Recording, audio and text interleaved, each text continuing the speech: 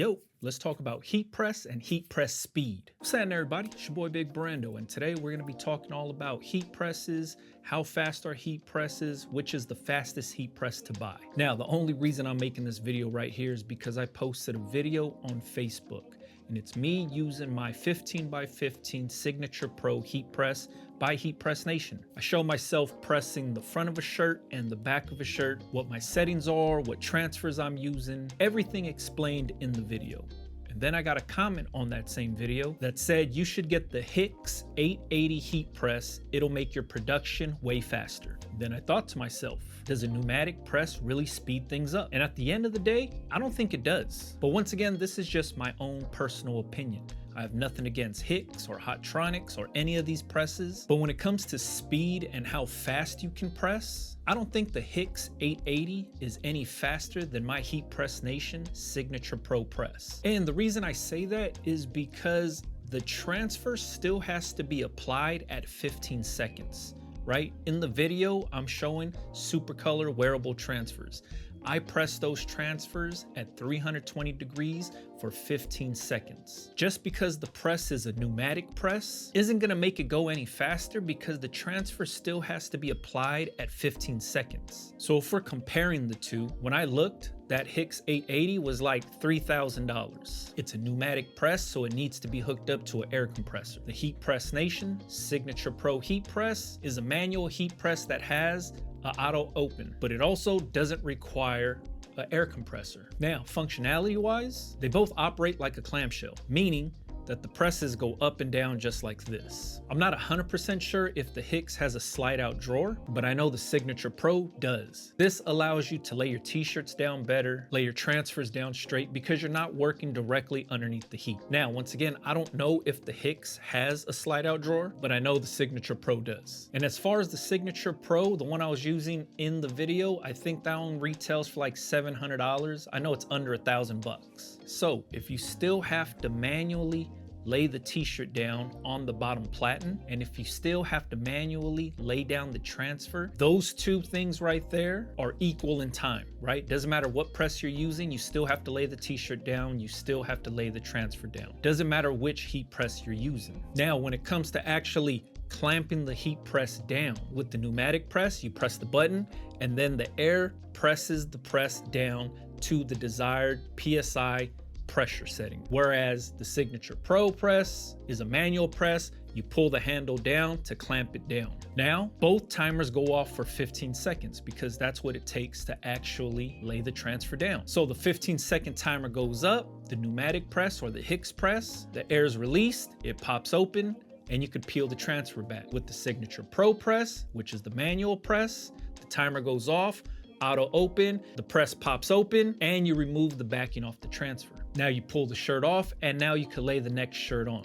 So in his comment of saying that if I got the Hicks 880, it'd make production way more faster, I'm not 100% sure where the speed would come from. Now, I might be dumb. I might not know what I'm talking about because I don't own a pneumatic press, but realistically speaking, that's what I'm thinking of, is if the press still has to press down for 15 seconds because that's the transfer setting, I don't understand how it's gonna speed up my process. Now, if it was a pneumatic press that had a dual station, meaning you slide it back and forth and there's two platens on there, then I can understand that because you could be prepping one shirt while you're pressing the next one. That one pops up, you slide it over, press the button down, now it's pressing that one, and now you're releasing the transfer off the other one. I could understand speeding up the process that way, but if we're just comparing single station to single station, I'm not 100% seeing the speed in this. Now, is that Hicks press probably built for high production, meaning you could do thousands of t-shirts in one sitting?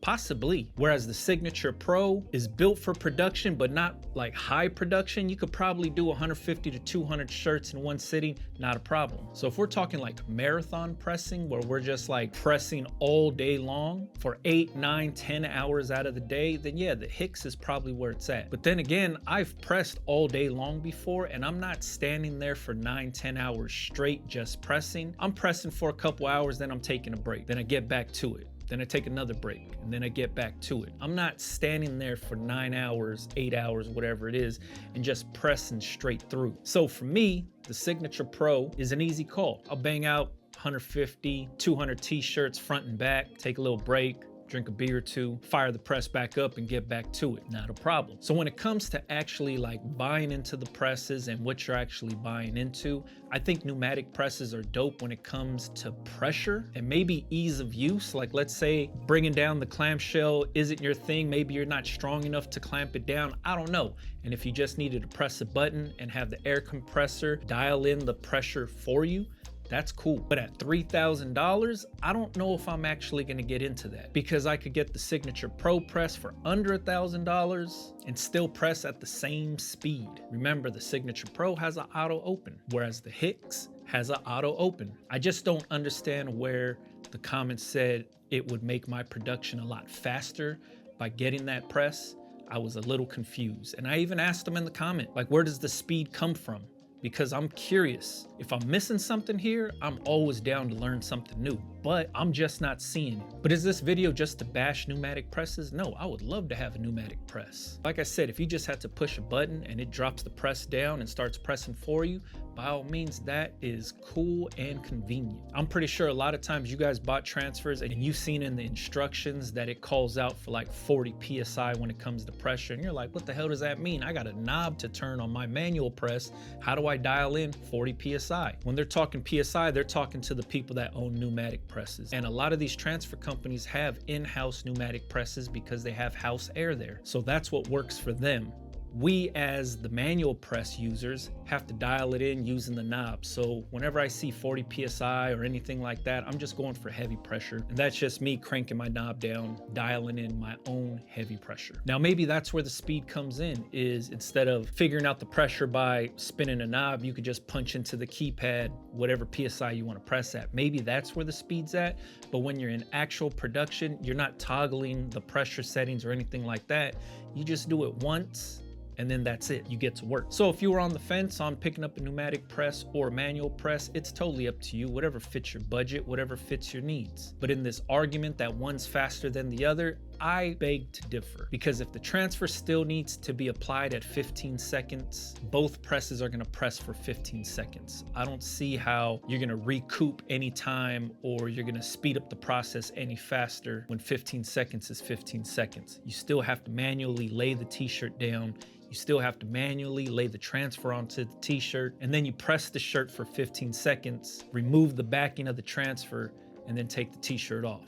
The step-by-step and process is the same for both presses, whether it's pneumatic or manual. But if we're talking dual station auto press, then obviously that's gonna be a game changer, because now you can load a t-shirt while you're pressing the other t-shirt to speed up production. But if we're just talking single station to single station, I don't see it. If I'm wrong, please let me know in the comments. Now, if you have any questions about anything I talked about, also let me know in the comments. Or you can follow me on Instagram if you wanted to, Big Brando TV. Catch you guys on the next one, man. Yeah.